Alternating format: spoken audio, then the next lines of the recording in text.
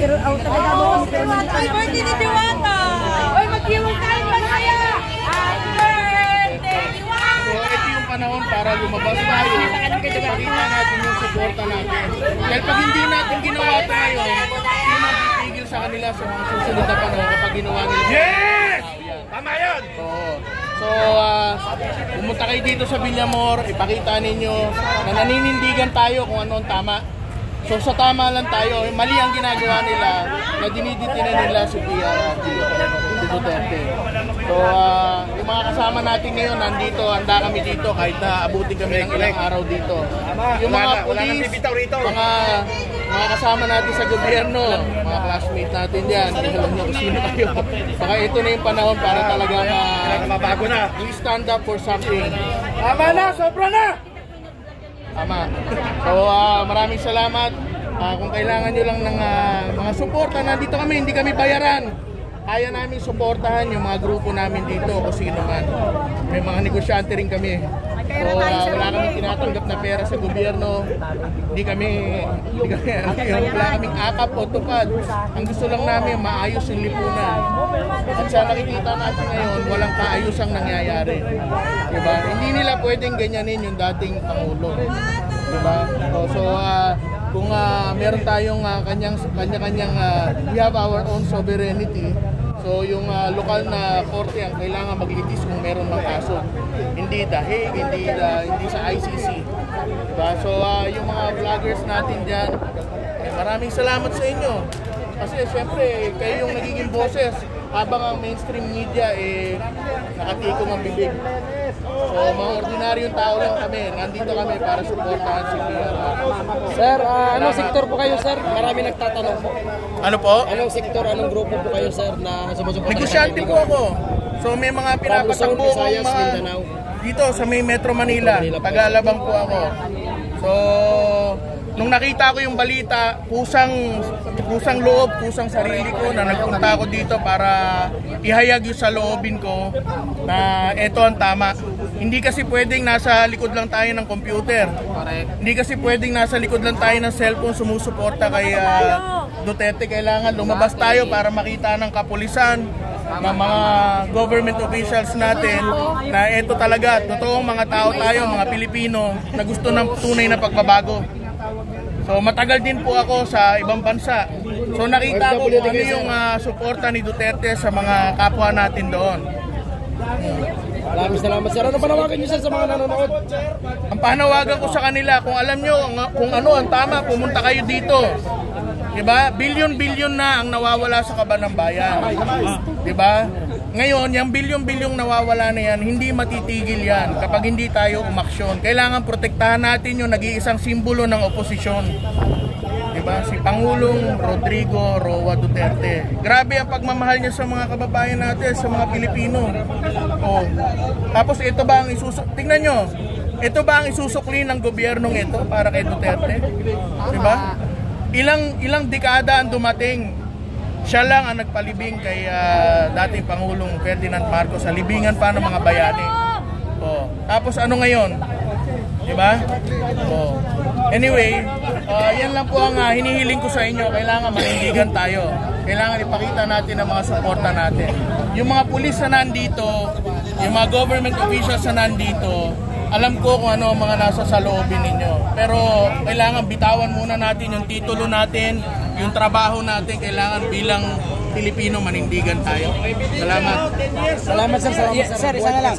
Sa tingin ninyo, ano ho yung dahilan bakit ginagawa nila ito kay Pangulong Duterte, kay former President?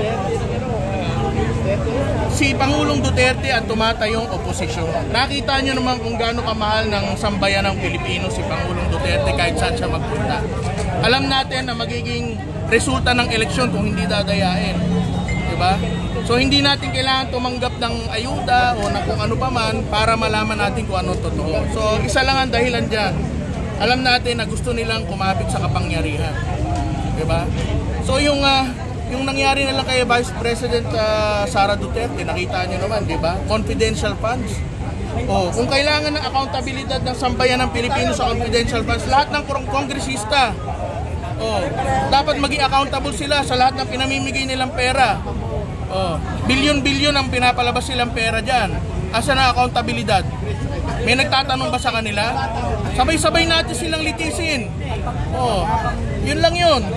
Sabi nga ni Congressman Juan dito sa Mindanao, ang 6 billion daw ng farm ay hindi accountable daw, hindi liquidation, hindi liquidate lang. Yung 125 billion nililiquidate. Tsaka kailangan mabago yung sistema na liquidation by certification. Pag bumoto tayo, dun tayo sa mga nangangako na tatanggalin yung liquidation by certification na yan. Yan, Attorney Vic. Oo. Dahil isa lang ang ibig sabihin yan. Pag sinabi ng kongresista ninyo o ng senador ninyo na ang pera na-liquidate ayon sa kung anumang proyekto nila, ganun lang. Walang resibo, walang... Diba? Grabe, kinukuha yung pera ng sambayanan ng ganun-ganun lang. Anyway, ako umaapila sa inyo kasi hindi lang para sa akin to, para sa mga magiging anak natin to, para sa mga kinabukasan ng Pilipino to. 3 years pa ang uupo Pangulong Bongbong Marcos. Tingin niyo po, sa 3 taon na pang-aasahan ng Pilipino? Sa 3 taon na yan, wala tayong ninais kundi kaayusan. Ngayon, itong kilos sa protesta na to, kailangan ipakita nila na patas kasi kung hindi, ano mangyayari sa atin? Oh. Diba? Sa 3 taon na yan, malamang magpe-prepara sila para magpatuloy sila sa kapangyarihan. Walang bayad! So kailangan natin paghandaan lahat yan. Kung mahal sila ng tao, bakit hindi? Tuloy nila. O kayo, ibabalik ko sa inyo ang tanong. Gusto nyo pa ba yung mga nangyayari dito? Hindi. 80 anyos na dating Pangulo. Diniditinin nila, ganyan ang ginagawa nila, abogado pa yan. Ikaw na hindi abogado, pag ikaw sinikil, anong gagawin mo? So, ganyan lang ang kailangan natin isipin. Huwag tayong magpa-influensya o magpabayad. Wala na, bulok na. Maraming salamat. Kami nandito lang kami, hanggang mamaya kami dito. Thank you, sir. Thank you. Pakalat ninyo to para makakuha pa tayo ng mga kasama natin dito. Salamat. Thank you. Maraming salamat. Sir. Thank you. Ayan mga kababayan ay mga sulit po ito. And marami na nga po dito mga kababayan.